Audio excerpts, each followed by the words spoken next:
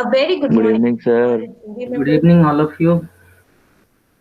I'm Okay. here How are you, sir? on the topic Yeah, application here of just a second. mathematics in architecture. Acha. Yeah, Rup.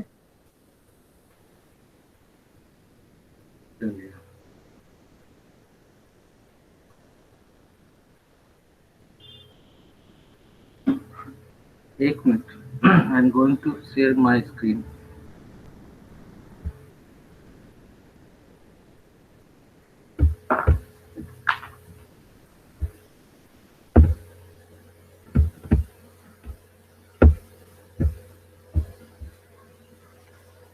Sir, how are you?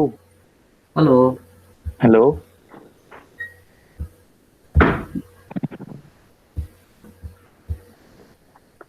Hello, sir. Can you hear me? सुन पा रहे हो? हाँ जी sir, मैं तो आपको सुन पा रहा हूँ। ओके, मैं थोड़ा एक माइक्रोफोन चेंज कर रहा हूँ, एक मिनट। Okay sir. मुझे कम आवाज आ रही है, पता नहीं क्यों।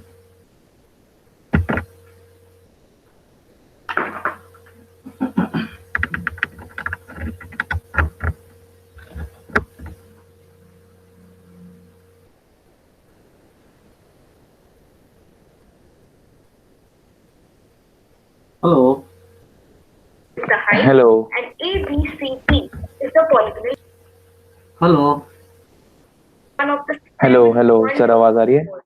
हाँ, अब आवाज आ गई clear. Okay. Details. Good evening sir. Good evening all of you. See, sir, how are you? pyramid has तो शुरू करें? Yes sir, sure. ओके बच्चे। Today I'm going to start your 12th class probability syllabus. Okay, that is starting from independent events.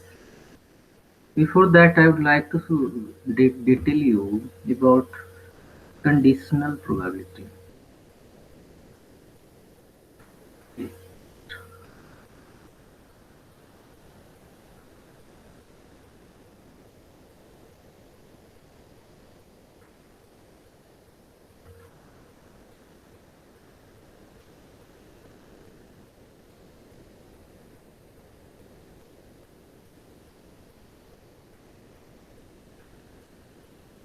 Conditional probability.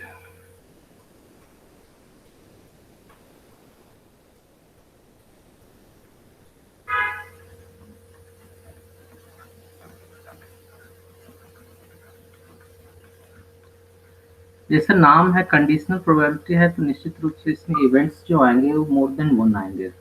Means compound events पर हमेशा इसमें चर्चा होती रहेगी। ठीक है बच्चे, कंपाउंड इवेंट्स भी इस तरह से होंगे कि एक दूसरे पर आइदर डिपेंड होंगे या फिर एक दूसरे पर डिपेंड नहीं होंगे। तो कंडीशनल प्रोबेबिलिटी के अंतर्गत ये बताया गया है कि probability of occurrence of any event A if B is already occurred. यदि कोई इवेंट, मान लो दो इवेंट होना है, दो अलग अलग इवेंट ए और बी है, अगर ए ऑलरेडी हो चुका है, सॉरी बी अगर ऑलरेडी हो चुका है, तो फिर ए के होने की प्रोबेबिलिटी क्या होगी? मीन्स क्या है कि ए और बी एक दूसरे पर डिपेंड हो रहे हैं, है कि नहीं बच्चे? ऐसे केसेस को बिल्कुल हम सर। लोग इंडिपेंडेंट सॉरी कंडीशनल प्रोबेबिलिटी के तहत जानते हैं। मान लो दो इवेंट्स ए और बी है, और two events A and B, let for two events A and B. A and B, probability of occurrence of probability of occurrence of A event A when event B is already occurred. Event B is already occurred. Okay.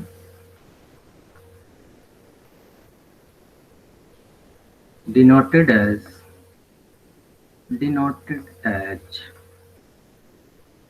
P of A by B. Okay.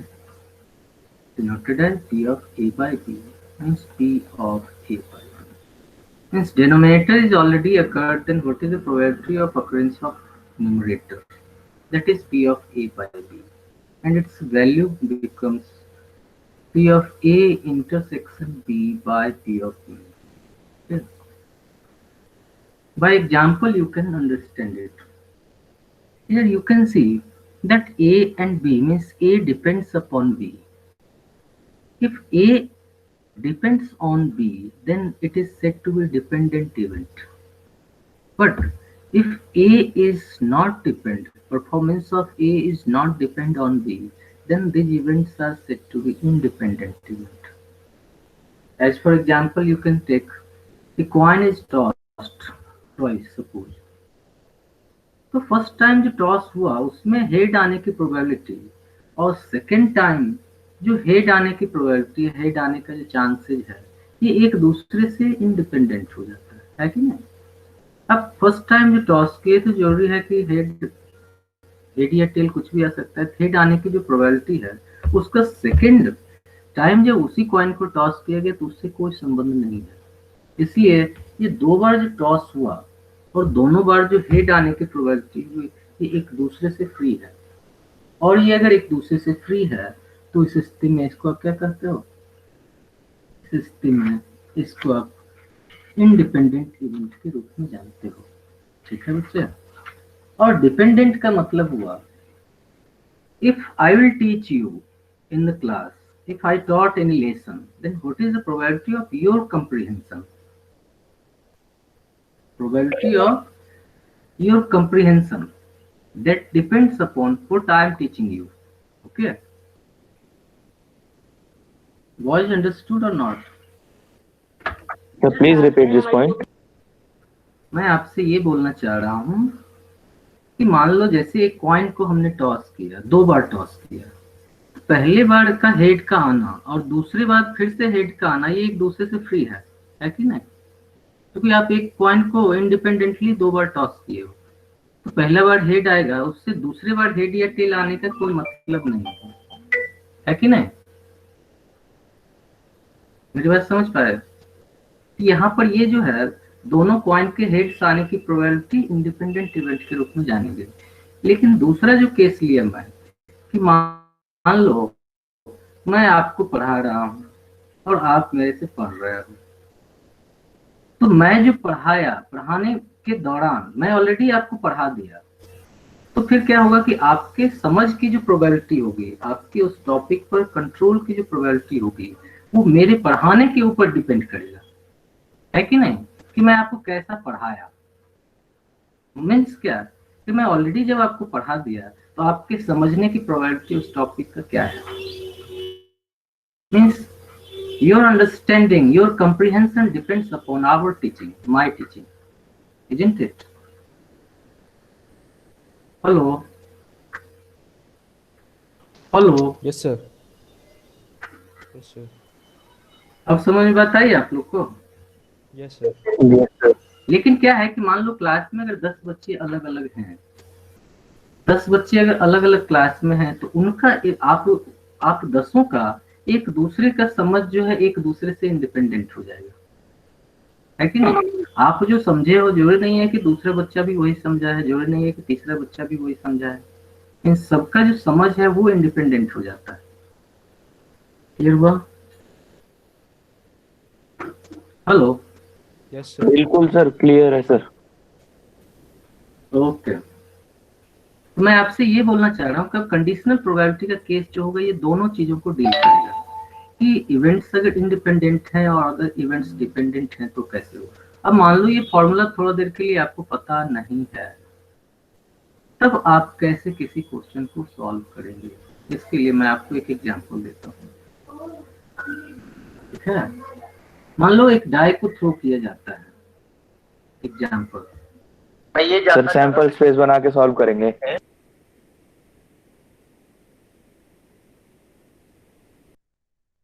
Example से हम बता रहे हैं आपको, without formula आप कैसे solve कर दोगे।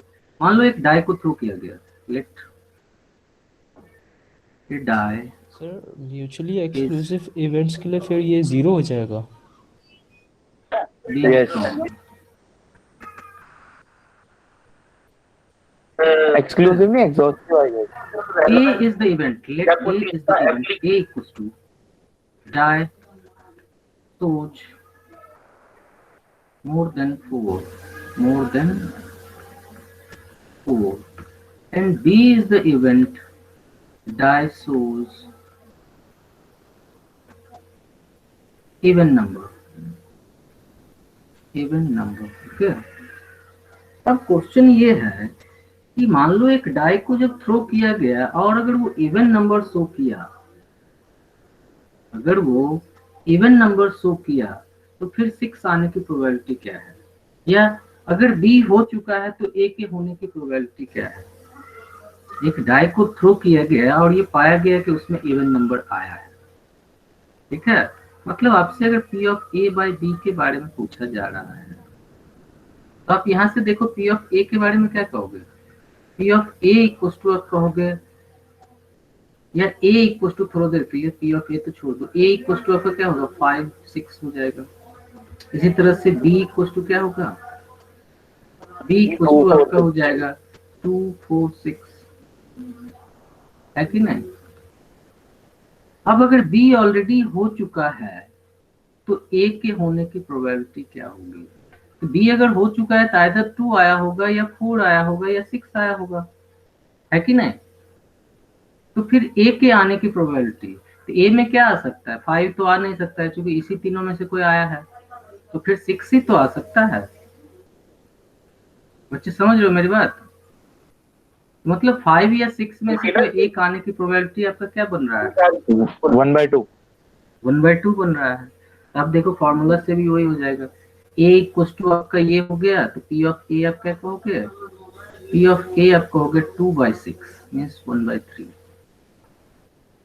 P ऑफ B आप कहोगे 3/6 मीन्स 1/2। और देखो A इंटरसेक्शन B भी कुछ आ रहा है। A इंटरसेक्शन B क्या है? 1 है, मतलब 6 है। तो बताओ P of A intersection B क्या हो जाएगा? ये हो जाएगा 1/6, है कि नहीं? तो बताओ P of A by B equals to क्या आ गया? P of A intersection B by P of B, ठीक है। अब P of A intersection B means 1/6 by P of B means 1/2, मतलब क्या आ गया? 1/6 इंटू 2, है कि नहीं? फाइनली क्या आ गया? 1/3। वहां भी आपका 1/3 आया और यहाँ भी आपका 1/3 ही आ रहा है। बच्चे समझ में आई बात? यस।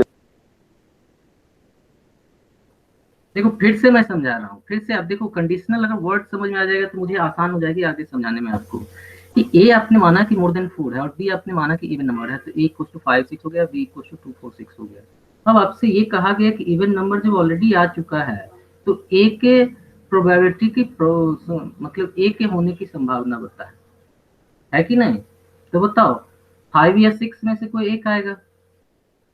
5 तो आ नहीं सकता है इसलिए कि आपका 2, 4 या 6 आएगा, तो क्या हो गया? 6 ही आ सकता है। तो 6 कितना हो गया? 1। और यहाँ नीचे में क्या है? सैंपल स्पेस, इसके लिए 2, 4, 6 बनेगा, 1/3 हो गया। मेरी बात समझे? Hello sir. हाँ। अब चलिए इसी के हिसाब से हम लोग अब इवेंट्स को हम लोग डिफाइन करते हैं। नेक्स्ट पेज चलें?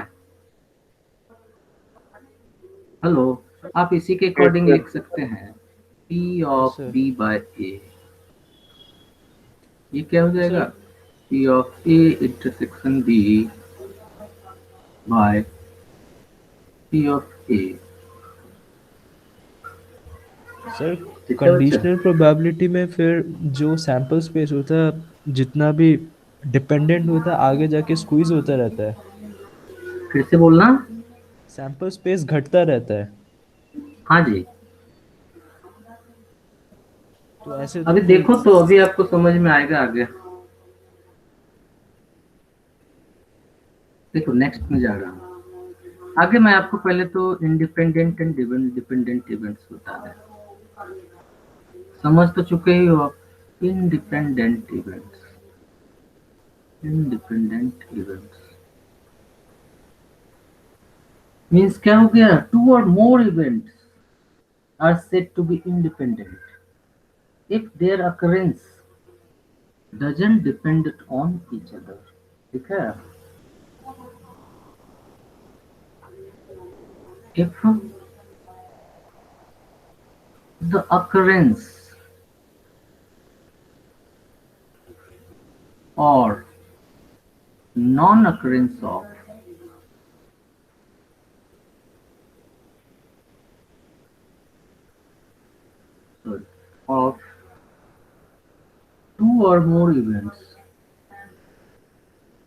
two or more events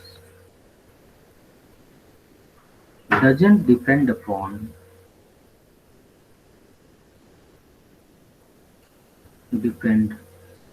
on each other, then events are said to be independent events.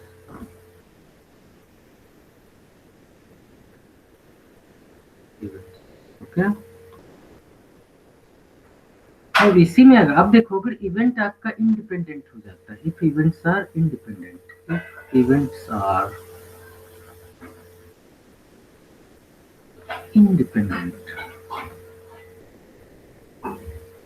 Then क्या क्या हो सकता है? Then P of A by B equals to आप P of A कहोगे, क्योंकि B का अकरेंस या नॉन अकरेंस से A का कोई संबंध नहीं है. Sorry P of A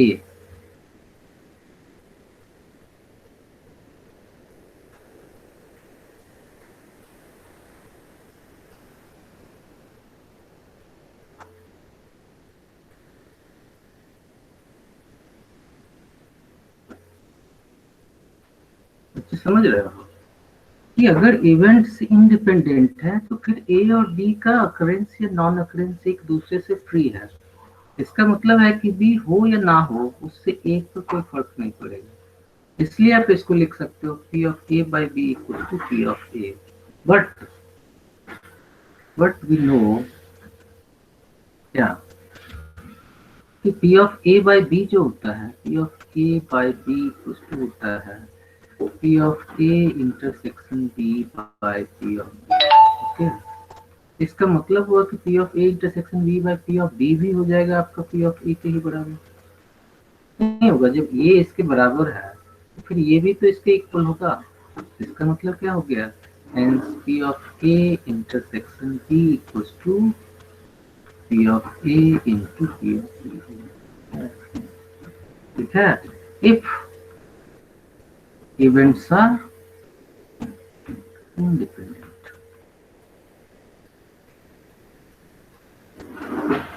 Okay, बच्चे? It is also said to be multiplication theorem of probability. Multiplication theorem of probability is also called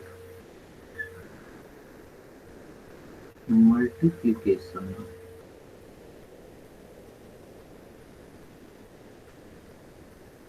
theorem of probability.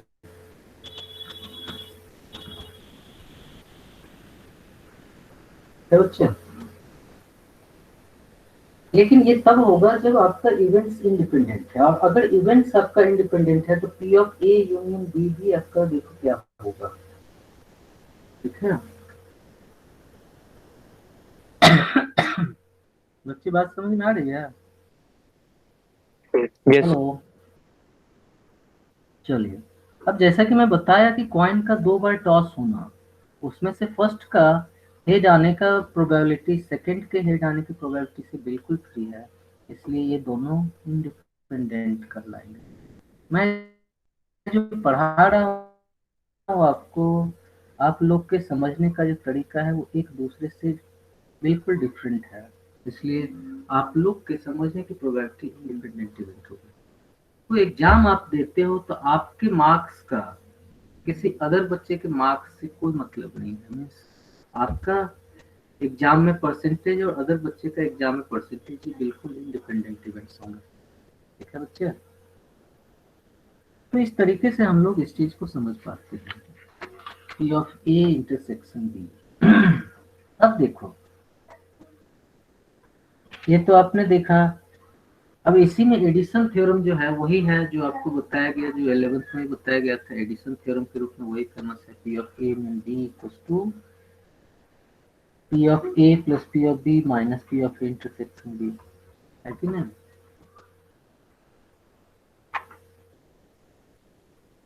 देखो एडिशन थ्योरम,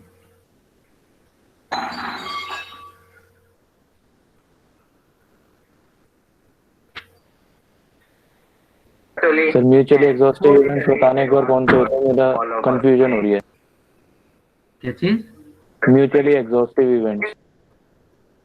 म्यूचुअली एक्सक्लूसिव होता है और एग्जॉस्टिव अलग हो जाता है। म्यूचुअली एक्सक्लूसिव का मतलब हुआ कि A intersection B should be equal to phi. जैसे देखो, ये एक केस में ले रहा हूँ, इससे आपको समझ में आ जाएगा। मान लो ये सैंपल स्पेस है, ये पार्ट जो है A है, ये पार्ट आपका B है, ठीक है। यहाँ देखो A इंटरसेक्शन B क्या हो रहा है, फाई हो रहा है। A इंटरसेक्शन B फाई हो रहा है, और A यूनियन B की बात करो तो ये आपका सैंपल स्पेस हो गया। ये A इंटरसेक्शन B जो है ये आपका म्यूचुअली एक्सक्लूसिव है, ठीक है, एक्सक्लूसिव। और A union B sample space आ रहा थी एग्जॉस्टिव। हाँ सर, मेरे को उल्टा याद आ रहा था। लेकिन इस केस में आप क्या देख रहे हो कि दोनों चीज हो रहा है, दोनों चीज हो रहा है। मतलब ये म्यूचुअली एक्सक्लूसिव भी है और एग्जॉस्टिव भी है। इसको कहा जाएगा mutually exclusive and exhaustive. Exclusive and exhaustive. Thank you sir. एक मिनट, बस इतना। ओम इधर आ। अरे इसका आवाज जीरो क्यों है? आवाज इसमें कान में तो आ ही नहीं रहा है ढंग से।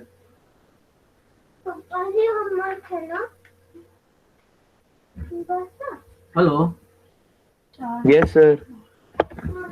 Hello, I am sorry. Hello, sir. क्या किस घर का नहीं है? समझ में आया कि नहीं? Yes sir. चलिए,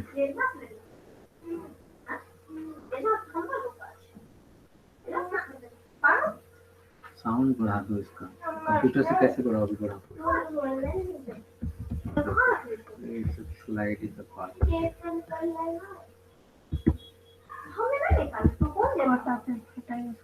इसको नहीं हटाना है। ये क्या किया?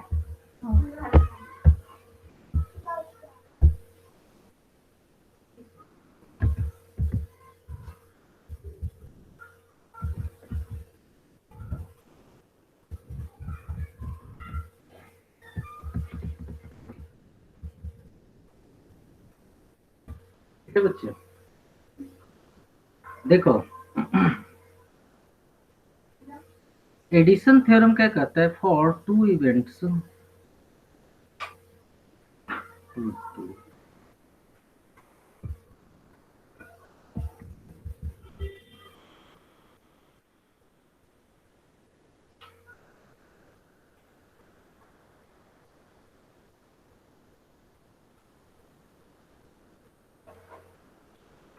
for two events A and B, events A and B, P of A union B equals to P of A plus P of B minus P of A intersection B. Yeah. If events are independent, ये तो हो गया general, for any events it will work.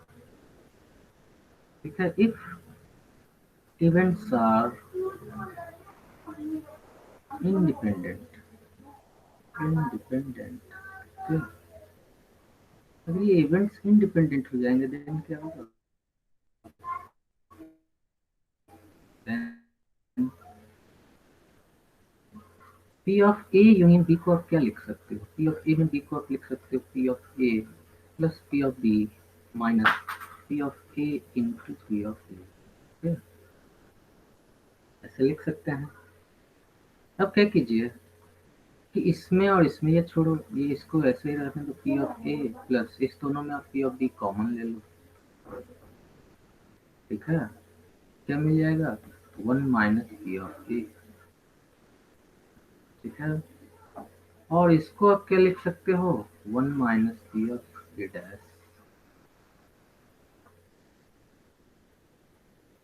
लिख सकते हैं कि नहीं? Plus P of B into P of A dash, ये हो जाएगा। अब इन दोनों में आप P of A dash common ले लो, पी ऑफ ए डैश अगर कॉमन ले लेते हो आप बच्चे, तो बच्चा क्या, यहाँ से 1 माइनस पी ऑफ बी बच गया। तो फाइनली क्या लिखा गया? 1 minus P of A dash into P of A dash, इसके बराबर ही हो गया P of A union B के बराबर। कहने का मतलब ये है कि for two independent events equals to, for two independent events A and B, P of A and B equals to 1 minus P of A dash into P of B, ठीक है?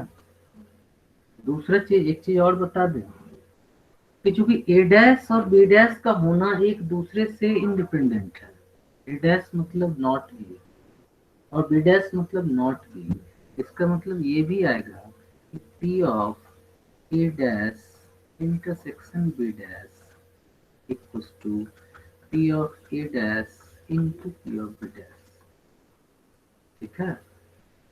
इसको भी आप इससे प्रूव कर सकते हो, क्योंकि इसको आप क्या लिख सकते हो? P of A union B dash लिखोगे, that is equals to 1 minus P of A union B, और 1 minus P of A union B के बदले आप ये लिख दो, 1 1 कट जाएगा, ये माइनस प्लस प्लस हो जाएगा, ठीक है बच्चे? ये सारा है इंडिपेंडेंट इवेंट्स में।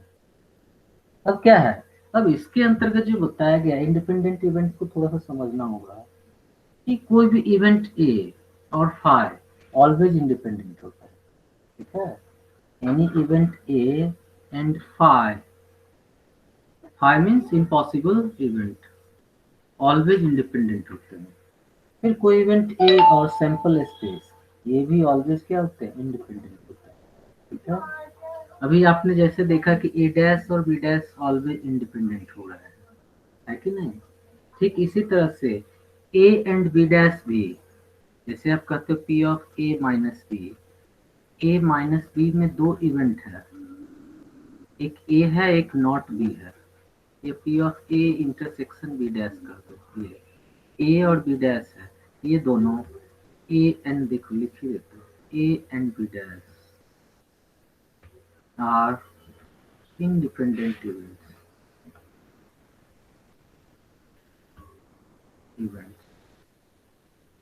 ठीक है? फिर A dash and B are independent events, ठीक है?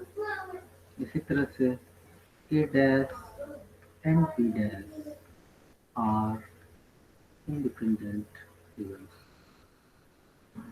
अच्छी बात याद रहेगी? हेलो, अब जैसे नेक्स्ट पे चले, हेलो, सर ये सब तभी होगा ना जब ए एंड बी इंडिपेंडेंट इवेंट्स होंगे। क्या? जब ए एंड बी इंडिपेंडेंट इवेंट्स होंगे तभी ऐसा होगा। हाँ जी, मतलब देखो इन जनरल जो यहाँ बताया जा रहा है वो यही बताया जा रहा है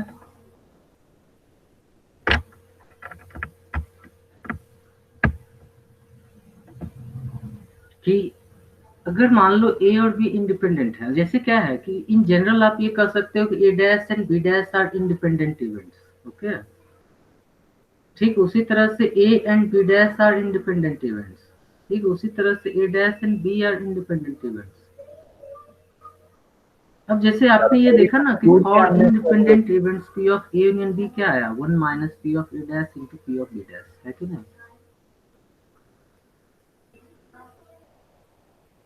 तो इस कारण से ये सारे जो है इंडिपेंडेंट इवेंट्स के अंतर्गत आ जाते हैं।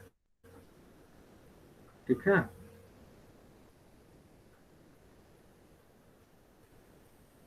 चलिए अब आगे बढ़ते हैं। Okay,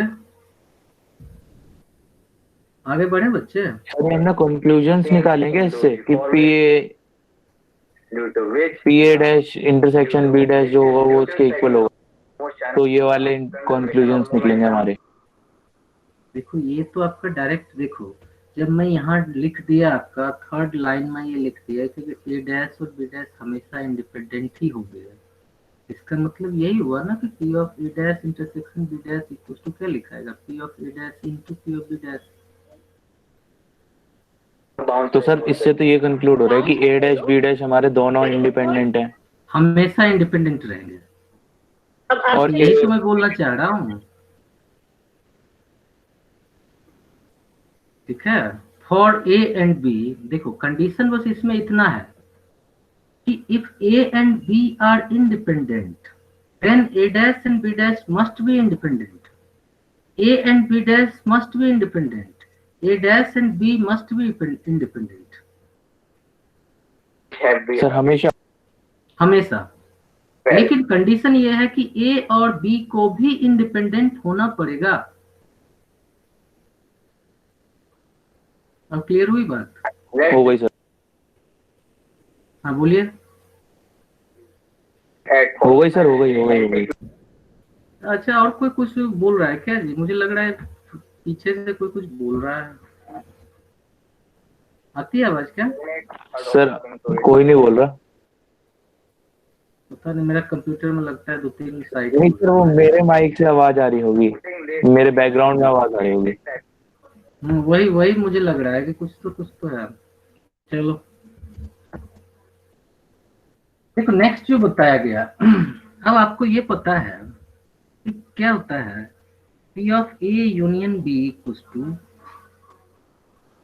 P of A plus P of B, P of A dash equals to 1 होता है। ठीक इसी तरह से ये कंडीशनल प्रोबेबिलिटी के साथ भी होता है कि P of A by B plus P of A dash by B, A dash by B equals to आपका क्या हो जाता है, 1 हो जाता है। देखिए आप P of A by B को क्या लिखेंगे, इसको आप लिखेंगे P of A intersection B by P of B, लिखेंगे कि नहीं? और P of A dash B को क्या लिखेंगे, P of A dash intersection B by P of B, लिखेंगे। अब बताइए एलसीएम में इसका क्या आ गया, पीबी। एलसीएम आ गया इसका P ऑफ B, और ऊपर में क्या आ गया, P of A intersection B plus इसको आप लिख सकते हो P of B minus A, P of B minus A। ठीक है, क्योंकि B इंटरसेक्शन A डैश को आप B माइनस A लिख सकते हो, means only B not A।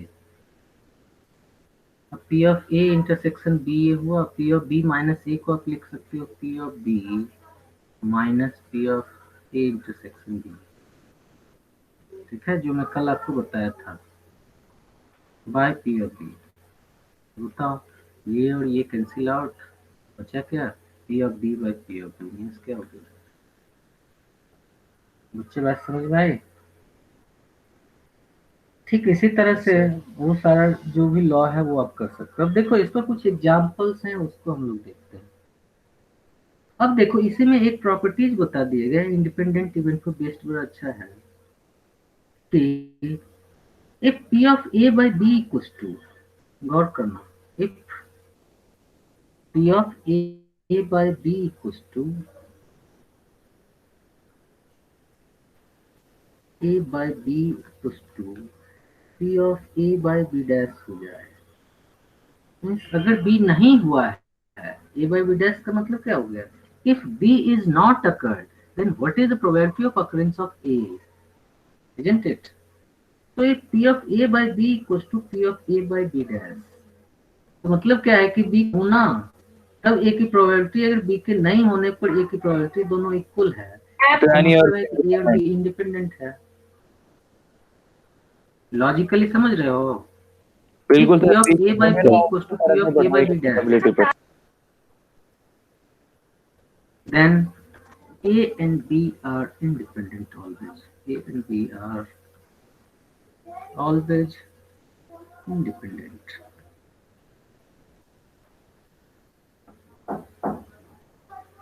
ठीक है बच्चे, इसलिए यहाँ कह रहा है कि B के हो जाने के बाद A के होने की प्रोबेबिलिटी अगर B के नहीं होने पर A की प्रोबेबिलिटी के इक्वल है, तो फिर A और B क्या है? A और B निश्चित रूप से इसके होने या ना होने पर कोई A पर फर्क ही नहीं आ रहा है।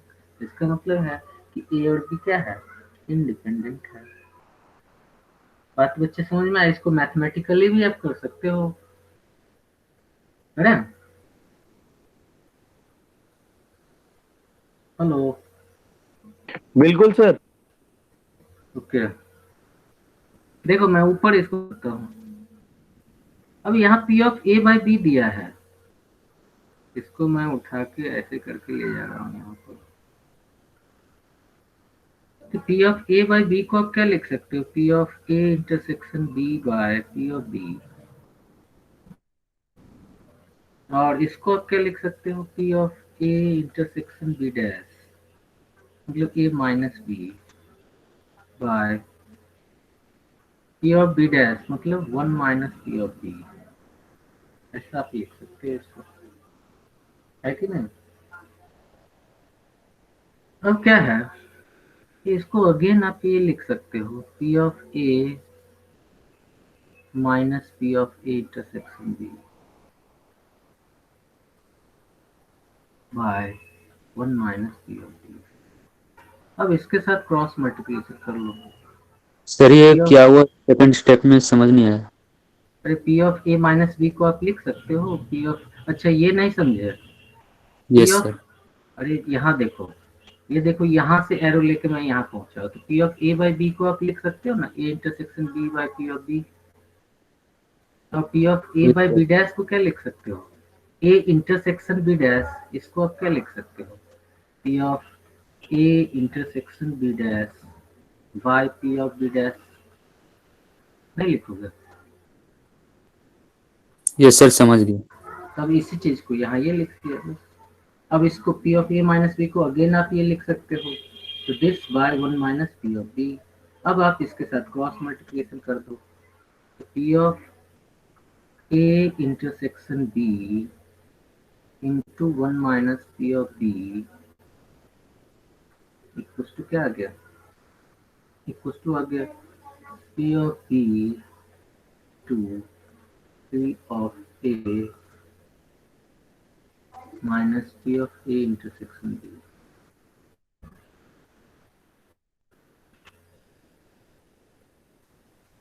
ठीक है बच्चे, तो बिल्कुल सर। मल्टीप्लाई कर दो, देखो आपको सारा चीज पता चल जाएगा। मल्टीप्लाई कर दिया तो P इंटरसेक्शन B आ गया P A इंटू PB के इक्वल, जो इंडिपेंडेंट के केस में होता है। हाँ बिल्कुल सही, मतलब क्या हो गया कि डायरेक्ट आप इसको लिख सकते हो कि P intersection B equal to आ गया। आप इसको अगर सॉल्व कर लो तो डायरेक्ट आप लिख सकते हो, P intersection B equal to आ रहा है at A intersection B equal to आ गया P of A into P of B। और ये तभी पॉसिबल है जब आपका A और B क्या हो जाएगा? इंडिपेंडेंट हो जाएगा।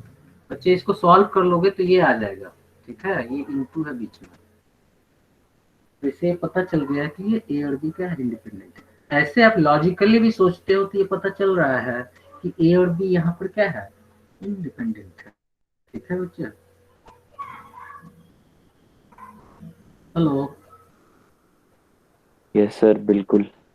चलिए तब इस पर एक आध क्वेश्चन करते हैं तो और अच्छा लगेगा, नहीं? नेक्स्ट पे चलें? Sure sir sure. चलिए, question is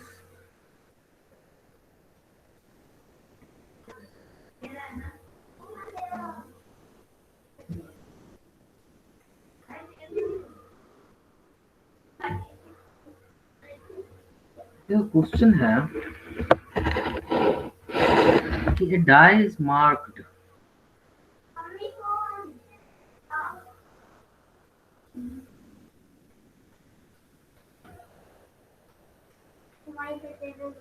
1, 2, 3 in red.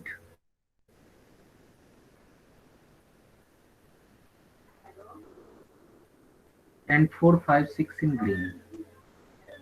And 4, 5, 6 in green. Okay. Is tossed. Is tossed. Let A be the event. Let A be the event. The number is even. The number is even. And B be the event. The number is red. 1 by B 6. be the event. The number is red. Sir, 1 by 6. Hmm? सुनते तो जाओ. Okay, sir. Are A and B independent? No.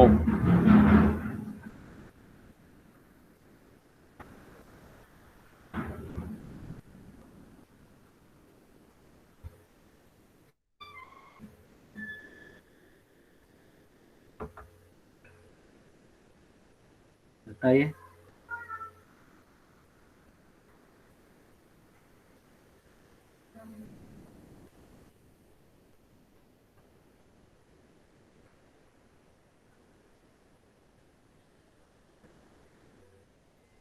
Yes sir, independent है, formula satisfy कर रहा है.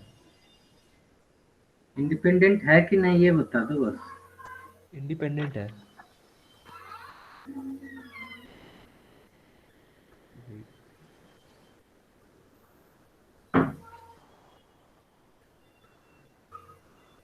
अरे ए मतलब क्या हो गया? मान लो एक डाई को थ्रो कर रहे हो, सैंपल स्पेस तो 6 ही आएगा. Yes, sir. पी ऑफ ए क्या हो जाएगा? 1 पी by ऑफ 2. ए आप 1/2 कहोगे, क्योंकि 1 2 3 बाय 1 2 3 4 5 6. इसी तरह से पी ऑफ बी आपका क्या होगा? The number is red. देखो 3 नंबर रेड है, ये भी आपका 1/2 ही हो गया. Yes, भले sir. दोनों एक ही चीज को डिनोट कर रहा है कि नहीं? Number A is number is even. Sorry number is even, तब भी वही होगा. 2 4 6 है तो अब ए इंटरसेक्शन बी अगर निकालो तो क्या मिलेगा? ए इंटरसेक्शन बी का मतलब क्या हो गया? वो रेड भी होना चाहिए और इवन भी होना चाहिए. ऐसा 2 ही है कि 1 नहीं? by 6. 1/6 हो गया. और PA into PB 1 by 4 आ रहा है. But P A into P B जो है ये आपका क्या आ रहा है? 1/4 आ रहा है. तो इंडिपेंडेंट नहीं होंगे. इसका मतलब है ये डिपेंडेंट है. Events are dependent. वही सोच रहा था सर मैं कि इंडिपेंडेंट कैसे आ रहा है, मेरा नहीं आ रहा था. चलिए गुड. ये तो सिंपल क्वेश्चन है. वो मैंने ना ये चलिए अगला क्वेश्चन कीजिए. पी ए को 1/3 कर दिया था तब. मेरा हाँ, मैंने भी शुरू में PA को 1 by 3 करा था, तभी मेरे को डाउट आ रहा था. चलिए आगे बढ़े. सर तो यही था सवाल. हाँ जी बस. Okay sir.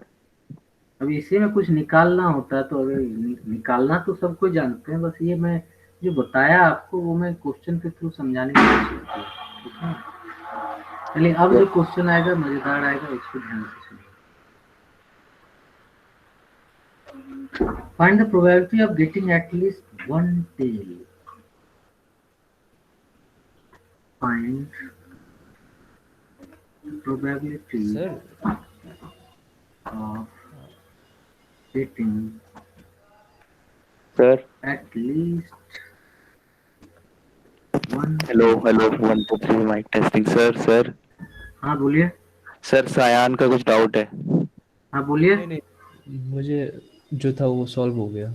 आप क्वेश्चन करवाइए. बेटा हाँ, सयान भी लगता है मेरे तरह ही बड़ा सॉफ्ट बोलता है. प्लीज आप लाउडली बोलना. सर आप क्वेश्चन करवाइए, मेरा जो डाउट था वो क्लियर हो गया। अच्छा, okay, good. Find the probability of getting at least one tail in 4 tosses of a coin. Sir वो मैं कह रहा था कि अगर फॉर्मूला सेटिस्फाई भी हो जाए तो ज़रूरी नहीं है ना कि वो इंडिपेंडेंट है या डिपेंडेंट है जज कर पाए। वो तो तभी जज होगा जब P of A by B is equal to P A होगा। Is equals to P of A by B dash हो जाए। नहीं नहीं नहीं, पी यही ऑफ कर ए रहे हो बाई आप? बी आपने बोला था ना कि जो इंडिपेंडेंट इवेंट होता है उसका P of A by B is equal to P A होता है। हाँ मतलब जी। तो ये वाला हमें फॉर्मूला सेटिस्फाई करना चाहिए। ये अगर P A into P B is equal to P of A intersection B satisfy भी हो तो जाएगा देखो तो। ना, अरे बेटा, आप यहाँ देखो ना, P of A intersection B equal to P A into P B कैसे मिला आपको? जब आपने P of A by B को P of A के बराबर किया तभी तो। तो सर ऐसे भी तो चांस हो सकता है कि ये फॉर्मूला सेटिस्फाई हो जाए बट वो डिपेंडेंट हो फॉर्मूला सेटिस्फाई होने के नहीं, बाद ऐसा भी। कभी नहीं होगा। देखो मैथ्स का कोई भी आज तक का, देखो मैथ्स का रिकॉर्ड है कि अगर किसी भी मेथड से वो हाइपोथेटिकली, अलग बात है, लेकिन जो प्रूफ वाइज है, ये देखा गया है कि अगर ये इंडिपेंडेंट इस मेथड से है तो अदर मेथड से भी ये डिपेंडेंट ही रहेगा। आप जो बोल रहे हैं, चलिए आपके हिसाब से मैं चलता हूँ कि P of A equal to होना चाहिए P of A by B, है कि नहीं? P ऑफ A तो अपने को दिया ही हुआ है 1/2। अब P of A by B निकालेंगे तो क्या मिलेगा? हाँ, A बाय यहाँ B इस वाले निकालेंगे केस तो ये में मैंने चेक कर लिया कि वो हो रहा था, ये डिपेंडेंट दिख रहा था। हाँ। लेकिन सर वो बट मेरे पास ये पूछते हैं कि डाउट था। लॉजिकली कौन सा सही है, मतलब अगर हमसे कोई पूछे, मतलब इंटरव्यू में भी पूछे, तो हम कौन सा बताएं कि ये कंडीशन सेटिस्फाई करनी चाहिए या फिर वो ए बाई बी डैश वाली। अरे एक सेटिस्फाई करेगा तो सब करेगा ना जी। हाँ ऐसा जी। कोई कंडीशन है जो इस क्वेश्चन में सेटिस्फाई नहीं हो रहा है? नहीं, सब तो हो रहा है। हो रहा है सर, हो वही रहा तो मैं बोल रहा हूँ। तो कोई भी आप बोल सकते हो, इंटरव्यू में अगर पूछा जाएगा for two independent events what is your conclusion, तो आप कितना चीज बोल सकते हो? पहला चीज तो ये बोल दोगे कि P of A by B is equal to P of A। दूसरा चीज आप बोल दोगे कि P of A dash intersection B dash equals to P of A dash into P of B dash if A and B are independent। फिर आप बोल दोगे P of A dash sorry A dash P of A dash and P of B are independent if A and B are independent। फिर आप कह सकते हो P of A and P of B dash are independent if A and B are independent। फिर आप कह सकते हो कि P of A by B equals to P of A by B dash then events are independent। आप तो कोई भी रीजन, मतलब पूरा कहानी कह सकते हो आप इंडिपेंडेंस के ऊपर।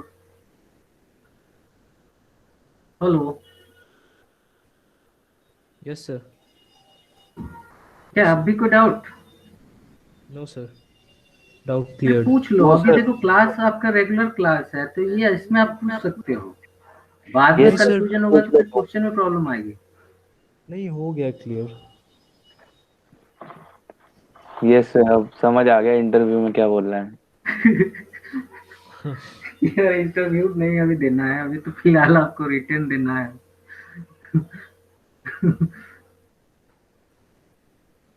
मतलब देखो, मेरा मतलब सिर्फ इतना था कि कोई भी जो आप रूल जानते हो वो अगर सेटिस्फाई कर रहा है तो इंडिपेंडेंट है, अदरवाइज डिपेंडेंट होगा।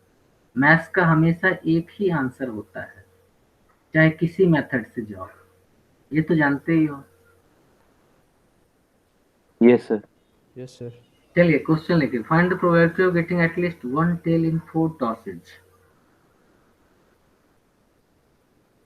Of a coin.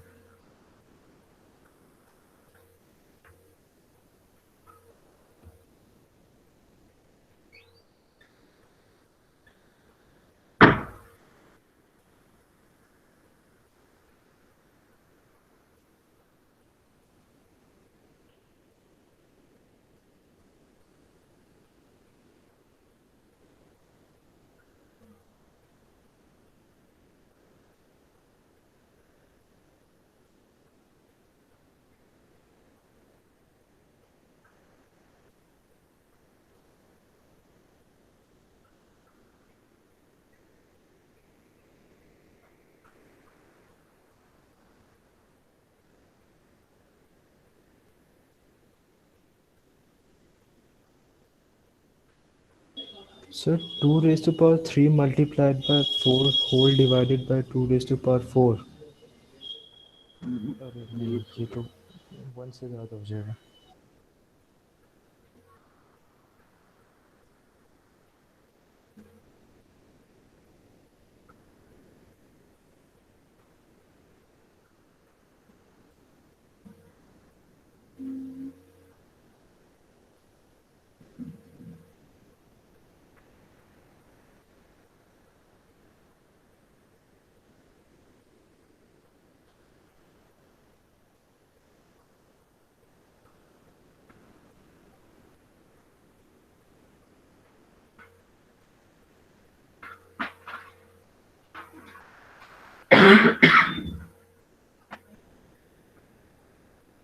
Sir 15/16। Good, सही है। देखो बच्चे, यहाँ जैसे निकालने को आपसे 15/16 कहा, आया। हाँ 15/16। हाँ 15/16 is right answer. What I am telling you, please listen. See, we have to find probability of getting at least one tail. Means if we find no coin shows tail,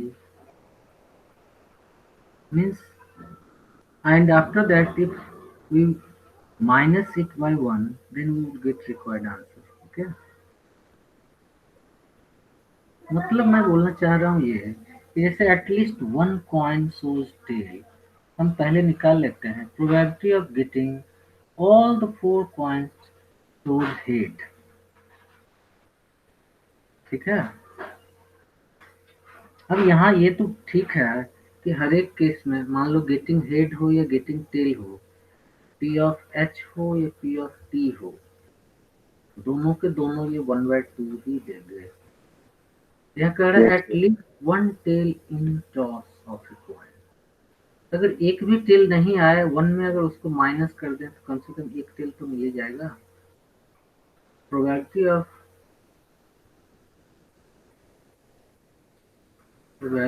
of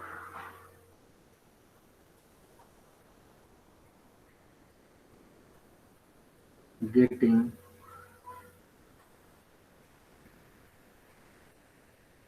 no tail means always head, है कि नहीं।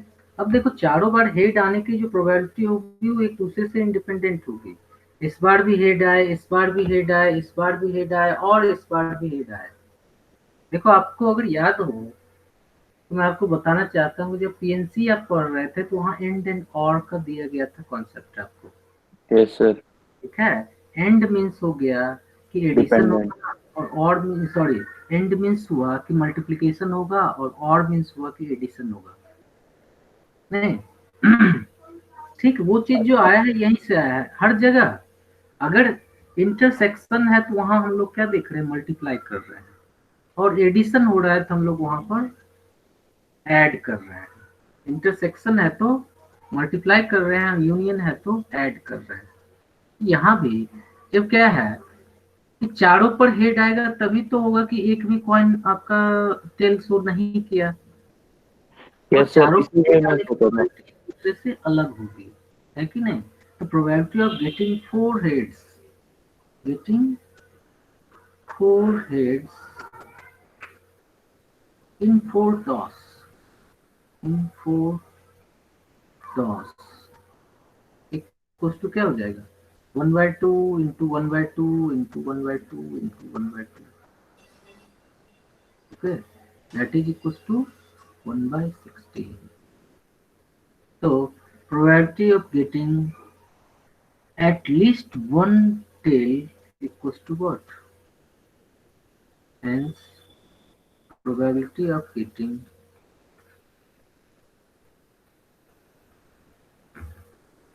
at least one head equals to 1 minus 1/16, that is equals to 15/16। ठीक है बच्चे, चलिए next question देखते हैं।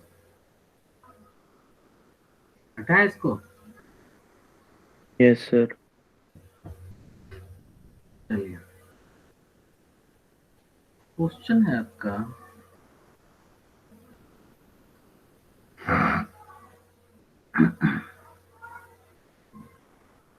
the probability of hitting a target, the probability of hitting a target by three marksmen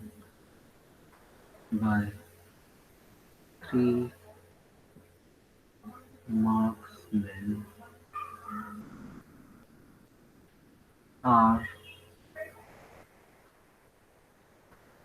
1/2, 1/3, 1/4. ठीक है?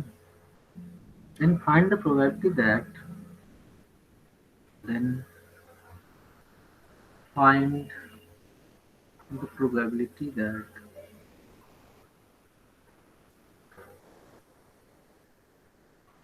one and only one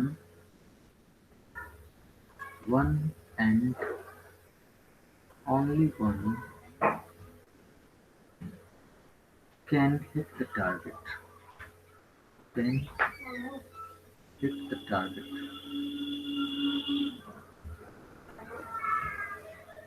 Hit the target. One of them.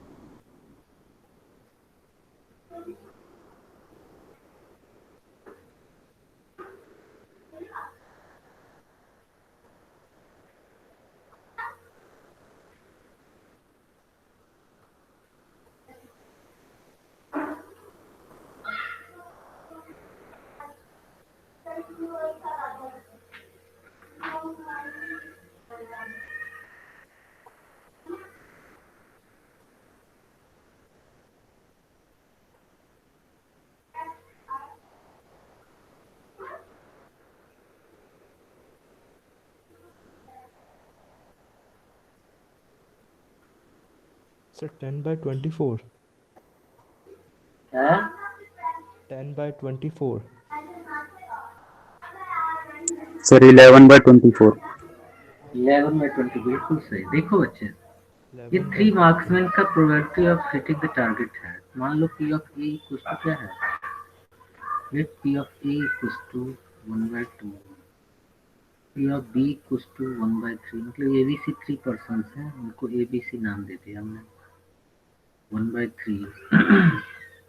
P of C equal to 1/4। और question में ये है कि अगर A hit कर दिया तो B या C नहीं कर सकता है, या फिर B हिट कर दिया तो A और C नहीं कर सकता है, या फिर C हिट कर दिया टारगेट, then A और B should not hit that target। Okay, means probability जो हो जाएगा वो क्या हो जाएगा, अगर A किया, हेंस प्रोबेबिलिटी इक्वल टू, अब डायरेक्ट ऐसे लिखता हूँ, probability of hitting the target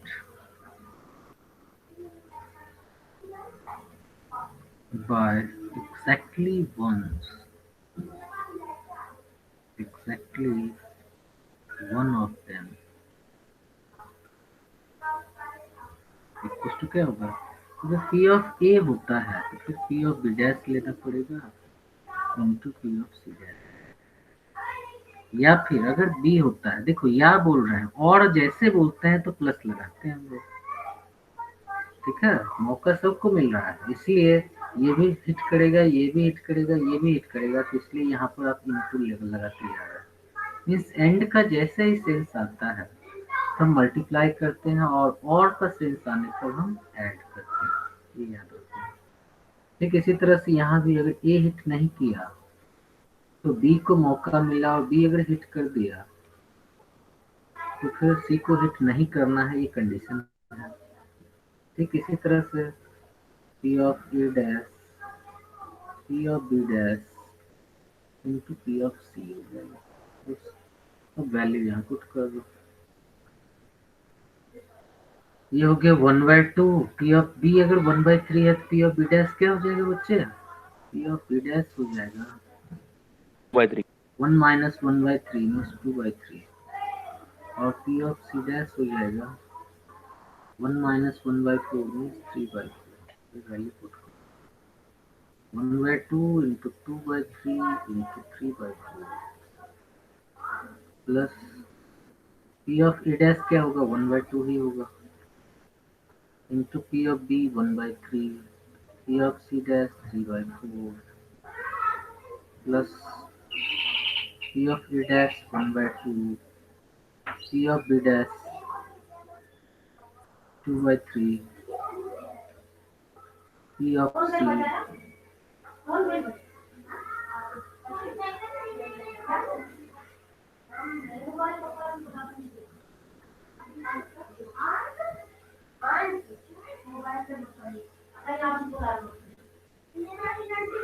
ये क्या आ गया, 1/4 प्लस 1/8, ये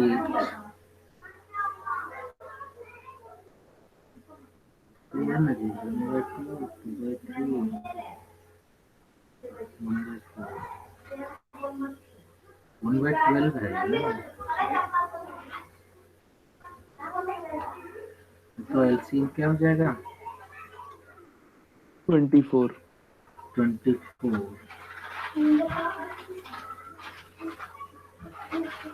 जो भी आएगा 11 आ रहा है।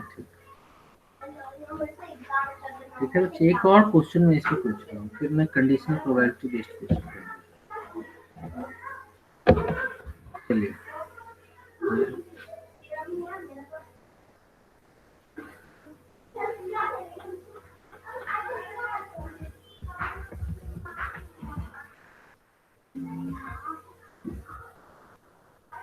देखिए,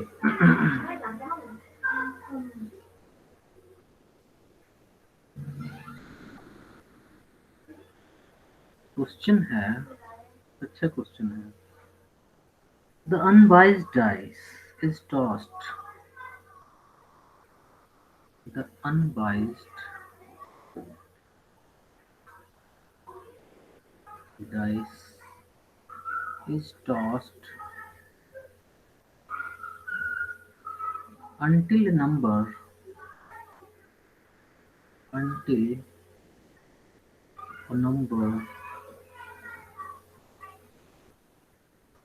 greater than 4 appears, greater than 4 appears.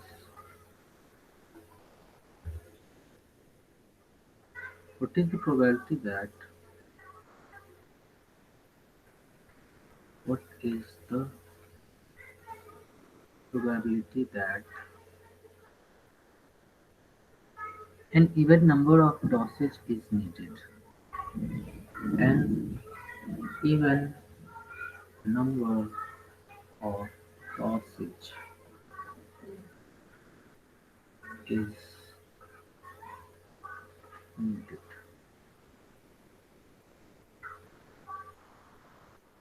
Solve it.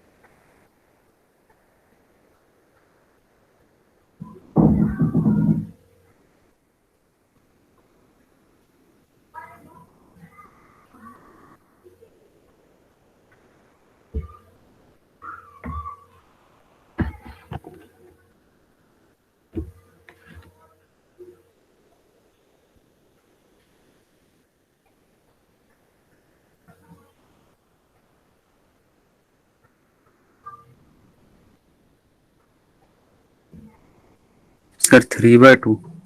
n के ग्रेटर होगा ये तो। प्रोबेबिलिटी निकालना है, 3/2 हो सकता है।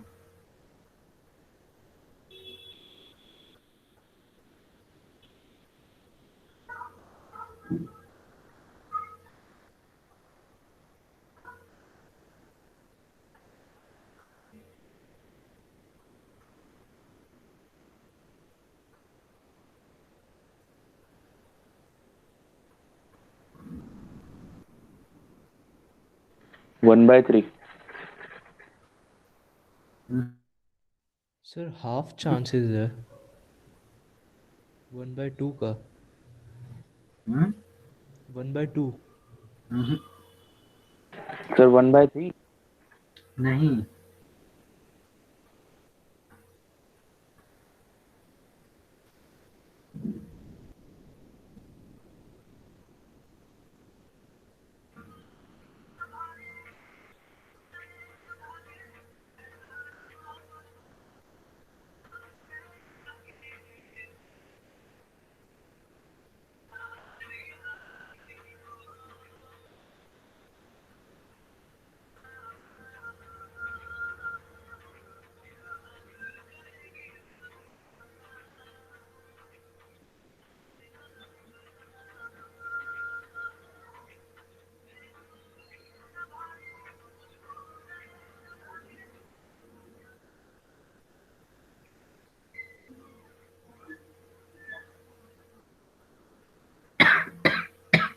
बच्चे होगा सॉल्व।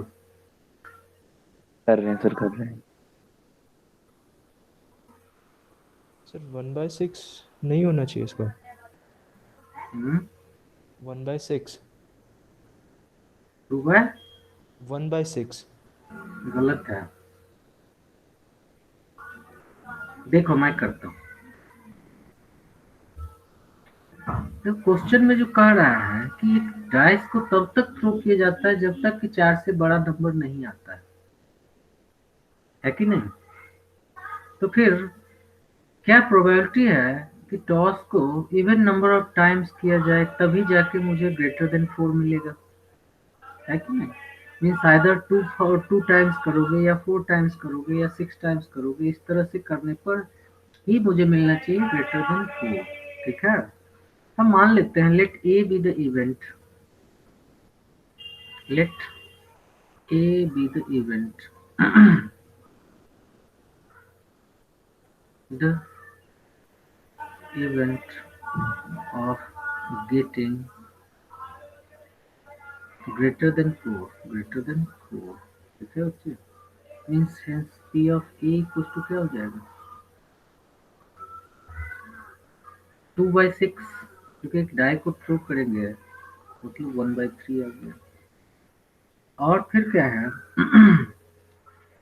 अब ग्रेटर देन 4 नहीं आने की probability P of A dash हो जाएगी। तो P of A dash equal to क्या हो जाएगा 2/3 2/3 है कि नहीं। अब क्या है कि अगर फेल होगा तभी तो सेकंड टाइम्स में वो पास होगा। मतलब क्या है आपको निकालना है P of A dash into A या फिर P of A dash into A dash into A dash into A, है कि नहीं।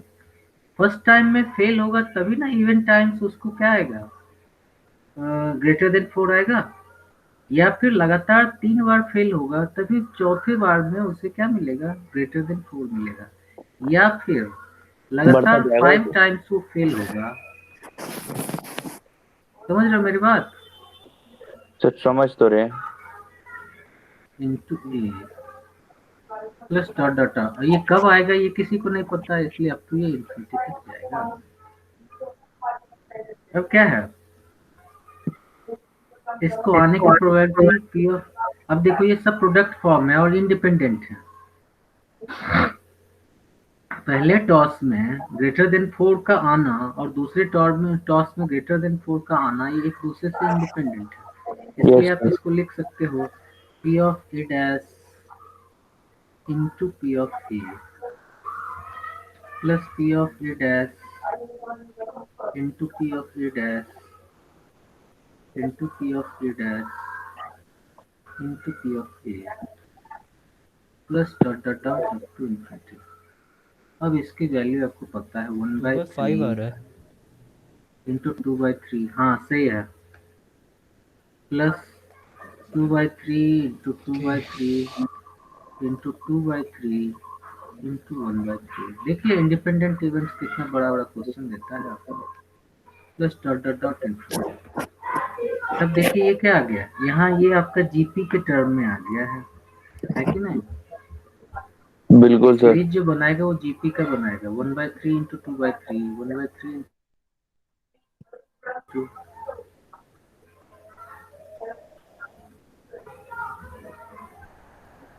1/3 इंटू 2/3 का cube plus 1/3 into 2/3 to the power 5। तो इसका कॉमन रेशियो हो गया 1/3। क्या हो जाएगा ए आपका हो गया 1/3 नहीं 4/9 होगा common ratio. By 1 3 minus square R. R की वैल्यू क्या हो जाएगी 2/3 होल स्क्वायर 4/9। मतलब 4/9 हो जाएगा। 9 9 कैंसिल हो गया 2 9 माइनस 4 5 2/5। बच्चे बात समझ में आई आप लोग को। हाँ जी सर आ तो गई। डाउट क्या है या तो गए मतलब पूरा नहीं समझे हो। सर ये P A dash dot A समझ नहीं आया। अब देखो यहाँ क्वेश्चन में क्या कह रहा है कि what is the probability that an even number of tosses is needed. Even number of tosses का मतलब क्या 2 टॉस होगा या फिर 4 टॉस होगा या फिर 6 टॉस होगा, यही होगा ना। अब जब टॉस होगा तो फर्स्ट टाइम में अगर आ जाएगा ग्रेटर देन 4 तो फिर सेकंड टाइम तो टॉस होने की बात ही नहीं है कि नहीं। इसलिए फर्स्ट टाइम में हर हाल में लेस देन 4 आना है या 4 आना है, तभी सेकंड टाइम आइदर ये केस होगा या फिर ये केस होगा या फिर ये केस होगा, या जब तक ये चलता रहेगा तब तक का ये केस होगा। क्योंकि क्वेश्चन में है कि टॉस्ड अंटिल ए नंबर ग्रेटर देन 4 अपीयर्स। क्या यस सर अब तो क्लियर हुआ। हुआ है सर थोड़ा थोड़ा। अरे पूछो ना, देखो प्रोबेबिलिटी को सोचने से होता है, लॉजिकल है पूरा ये चैप्टर। यहाँ जब इवन नंबर ऑफ टाइम्स में ही चाहिए मुझे, आप बोलो आपके मन में डाउट क्या आ रहा है तभी तो मैं समझ पाऊँ। सर यहाँ हमने पी ऑफ ए डैश से क्यों मल्टीप्लाई किया है। मान लो हमने पी ऑफ ए को मैं अगर डायरेक्टली ले लेता कि हमारा गेटिंग लेस देन 4 है। नहीं इंटरसेक्शन है और ये इंडिपेंडेंट है इसलिए मल्टीप्लिकेशन में आ गया। हाँ, अच्छा इंटरसेक्शन है वो। ए डैश इंटरसेक्शन ए लिख दो या ए डैश इंटू ए लिखो, दोनों बात बराबर है बच्चों। मैं हाँ ये जी सर, बताना भूल गया आपको। समझ पी आ गया। Of A B is equal to P of A intersection B. ठीक है बच्चे, ये दोनों एक ही चीज है।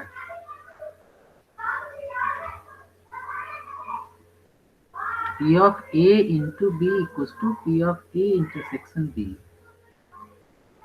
अब क्लियर हुई बात? क्योंकि दो बार तो कम से कम टॉस होना ही है, क्योंकि इवन नंबर ऑफ टॉसेज कर रहा है, या फिर 4 टाइम्स टॉस होना ही है, या फिर 6 टाइम्स टॉस होना ही है, अगर ग्रेटर देन 4 की प्रोबेबिलिटी निकालनी है तो। इसलिए ऐसा होना जरूरी है। ठीक है बच्चे, चलिए अब आते हैं हम लोग कंडीशनल प्रोबेबिलिटी को बेस्ड कुछ क्वेश्चन। ये तो था पूरा इंडिपेंडेंट इवेंट अभी तक आपको मैं दिखाया। देखिए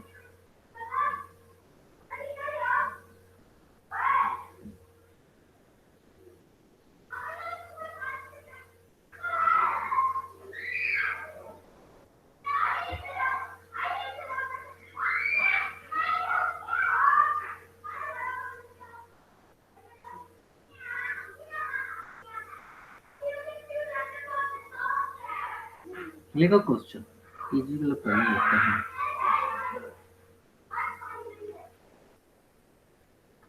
क्वेश्चन है for two events A and B, if two events A and B are such that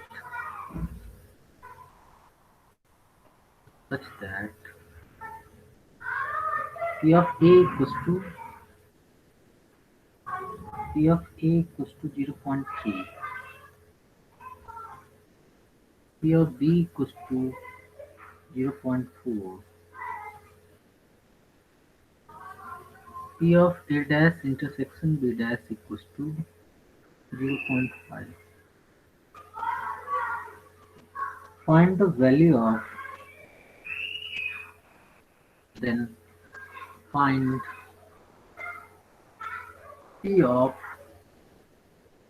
B by A union B dash. Just find out.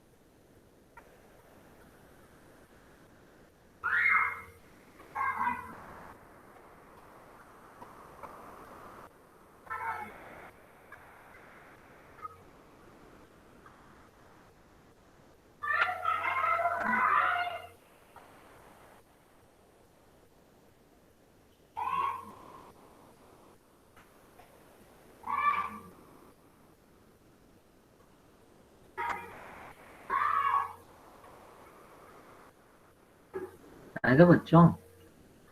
Wait sir wait.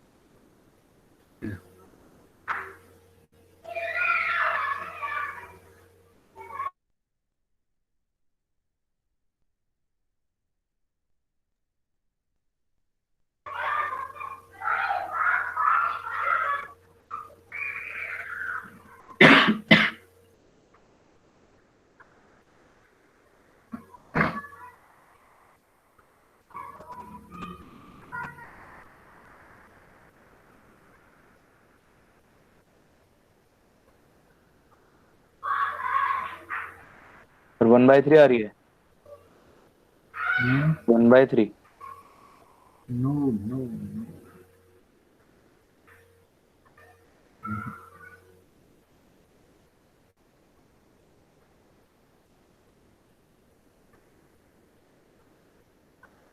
Sir 1/4 one one 1/4 आ रही है।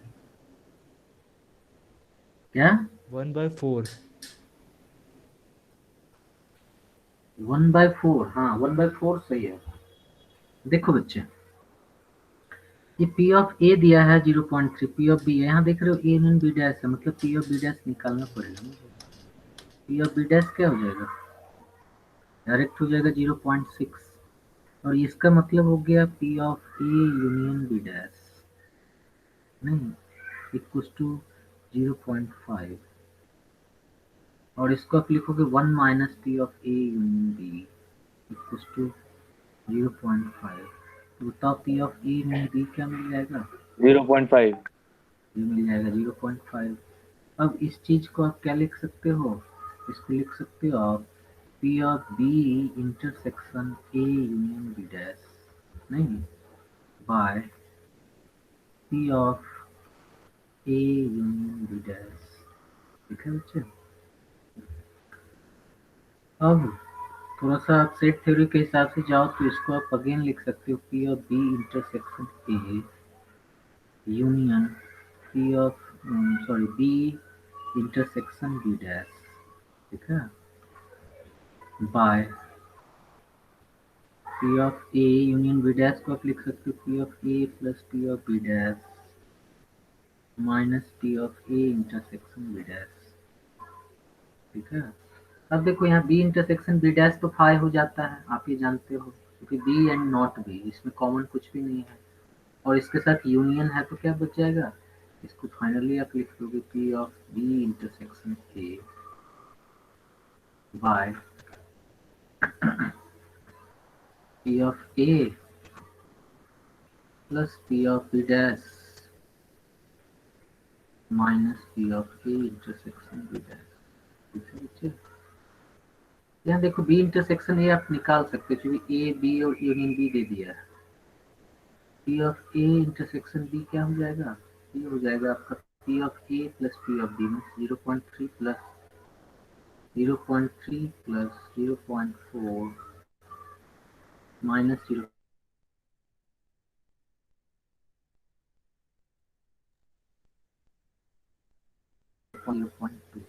अब आप A B dash निकालो, P of A intersection B dash equal to क्या मिल जाएगा? P of A minus P of A intersection B। ठीक है? P ऑफ A आपका 0.3 है और A इंटरसेक्शन B आपका मिला 0.2, मतलब ये क्या हो गया? 0.1 हो गया। सब बताओ, इसके बदले आप लिख सकते हो 0.2 बाय ये क्या है 0.3,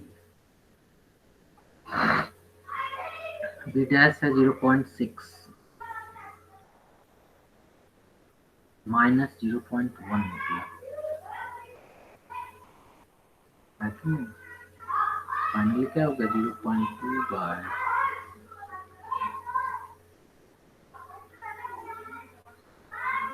9 माइनस 1 8, 0.8, मतलब क्या आ गया? 1 बाय।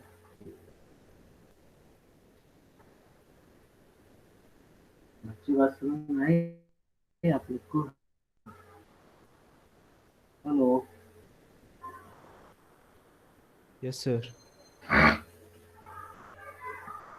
आगे बढ़े? हेलो, जी सर। अरे आप लोग को समझ में आई है? Yes sir.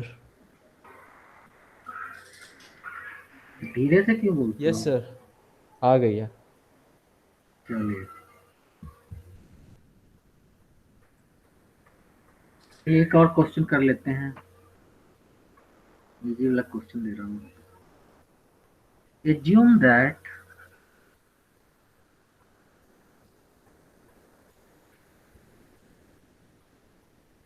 each born child is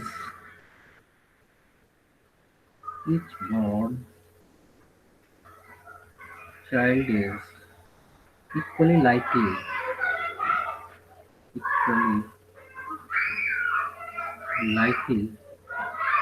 to be a boy or girl. To be a boy or girl. If a family has two children,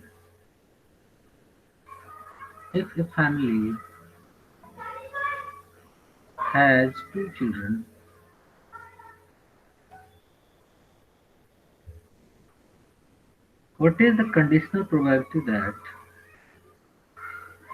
what is the conditional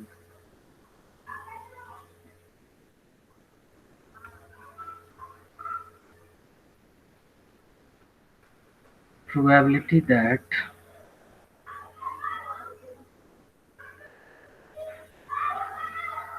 the youngest is a girl? The youngest is girl. B part है at least one is a girl. At least one is a girl.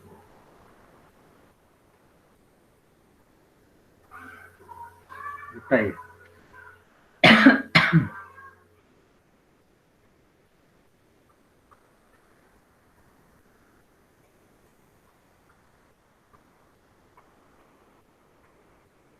Sir 1/2 and 1/4 क्या? First one का 1/2 आ रहा है बिल्कुल सही है। और दूसरे का 1/4 सेकंड का क्या है? 1/4 नहीं, इसका थोड़ा गलत है। 3/4 3/4 गलत बोल दिया 3/4 ये भी गलत है। अच्छा सेकंड में देखिए कह रहा है eight least one is a girl.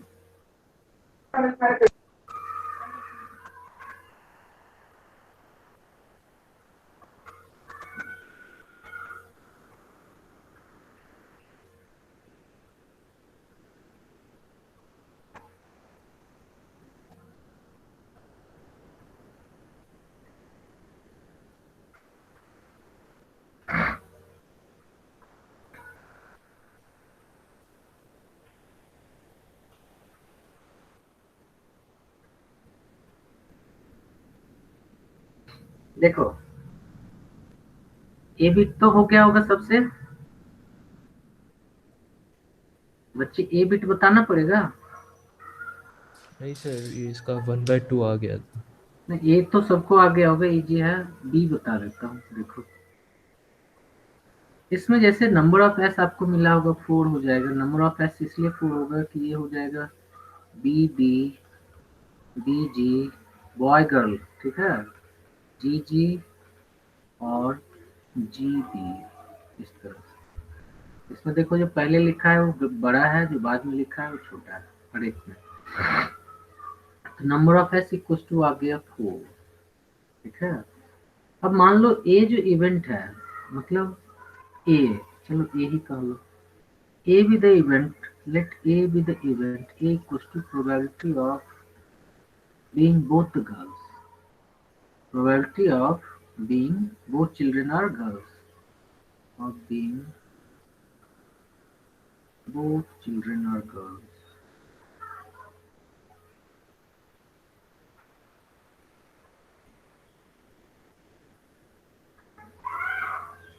और बी हमने मान लेता, मैं बी मान लेता हूँ, जो निकालना है वो eight least one is a girl, probability of being at least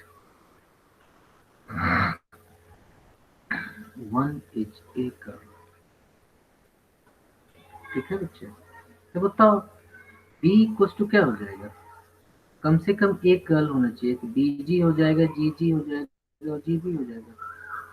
B जी जी जी और जी बी, ठीक है। बताओ पी ऑफ बी क्या हो जाएगा? पी ऑफ बी आपका हो गया 3/4, है कि नहीं? और यहाँ देखिए पी ऑफ ए क्या मिलेगा, पी ऑफ ए आपका मिल गया 1/4, क्योंकि दोनों गर्ल क्या है 1/4। अब ये P of A intersection B अगर निकालो तो क्या मिलेगा, P of A intersection B भी आपका जी जी ही मिलेगा, मतलब 1/4 ही होगा। बताओ P of A by C, sorry C B by A, ये निकालना है। P of B by A, अगर ए ऑलरेडी हो चुका है तो फिर एटलीस्ट वन गर्ल होने की प्रोबेबिलिटी, तो ये क्या हो जाएगा, उल्टा कर दिया क्या जी, क्या सर है, ऊपर व्हाट नीचे इज द होगा। Conditional probability that both girls are, वो तो उल्टा कर दिया मैं, कह रहा है conditional probability that both are girls given that at least one is a girl, उल्टा हो गया।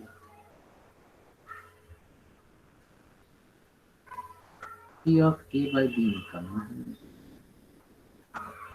ये हो गया P of A intersection B by P of B, और ये आपका क्या मिला, ए इंटरसेक्शन बी आपका 1/4 है, 1/4 बाय 3/4, बताओ क्या हो जाएगा 1/3 हो जाएगा। अच्छी बात समझ में आई आप लोग को,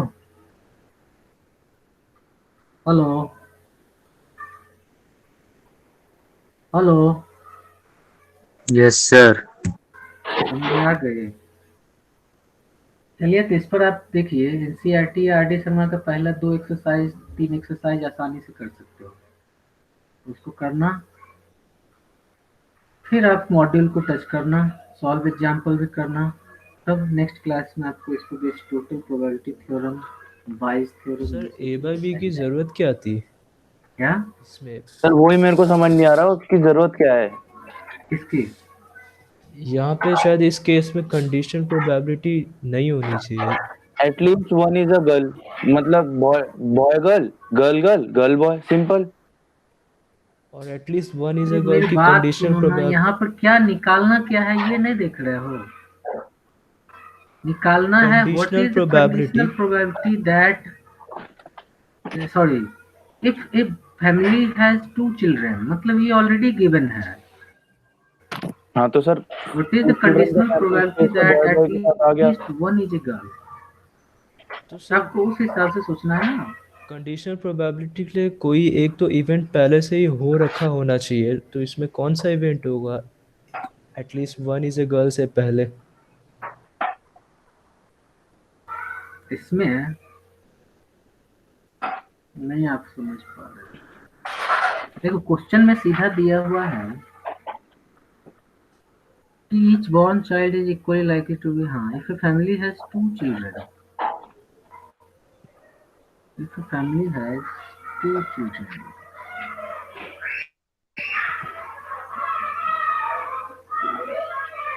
what is the conditional probability that,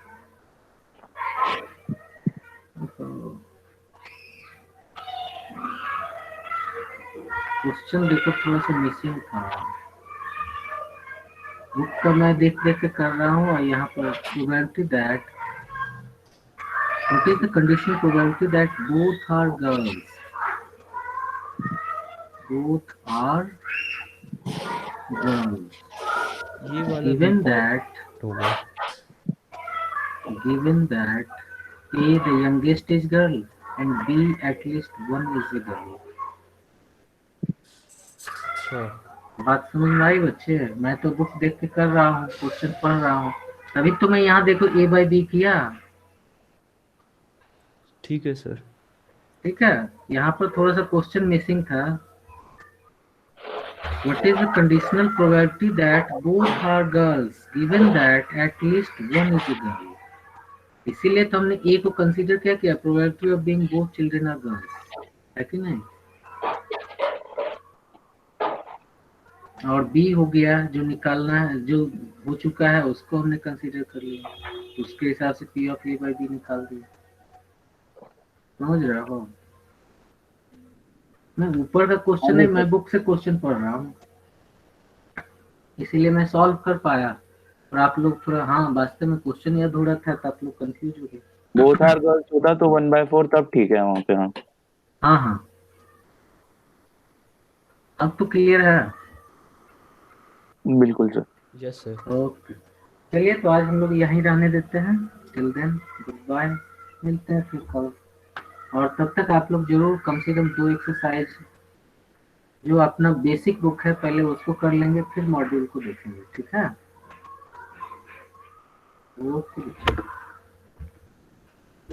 तो आज रहने देते हैं। Good evening sir. Good evening. Good evening बेटा। Good evening sir. Good evening all of you.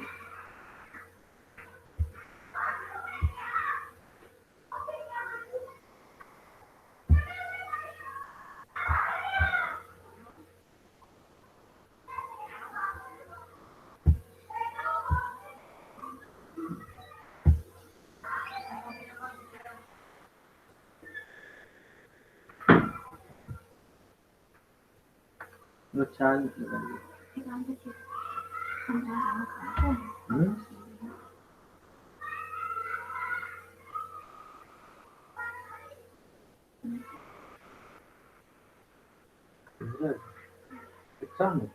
हमरा अपना अकाउंट में मैसेज देखो ना, स्क्रीनशॉट में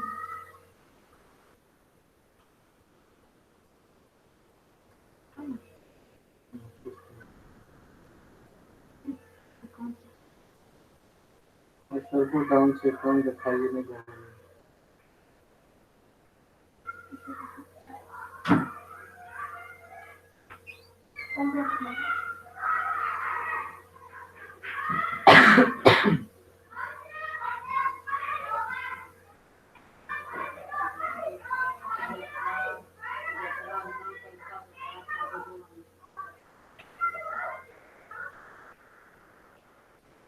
थोड़ा दिखाइए ना जाना लेकिन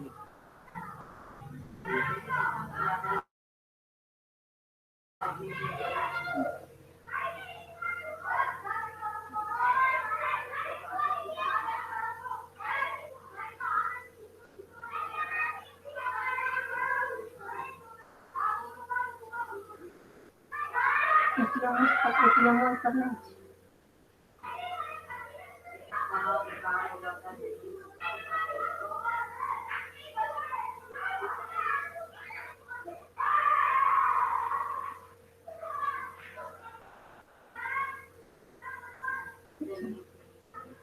अकाउंट नंबर अथी ठीक है, हम अथी ऊपर का पासबुक दिखाइए ना क्या जरूरी ट्रांसफर भी नहीं हो सके छै, ट्रांसफर भी नहीं होते जेना ई काम सब अपना मामला ट्रांसफर भी नहीं खुलते तब ना जीते। एक एटीएम से निकाल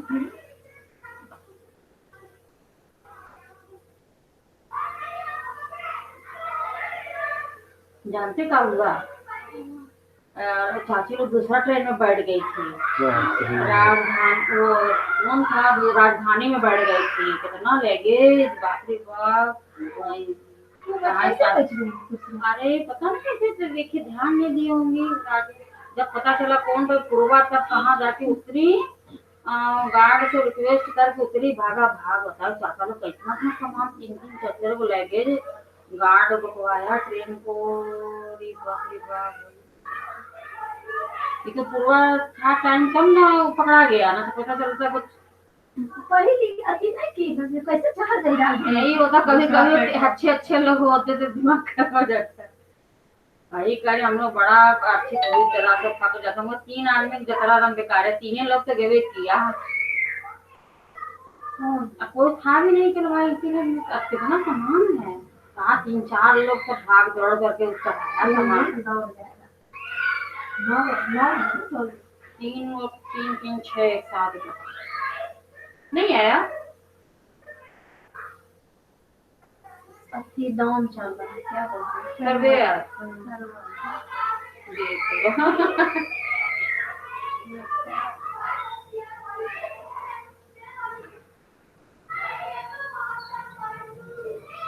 बोला मैसेज दिखाई।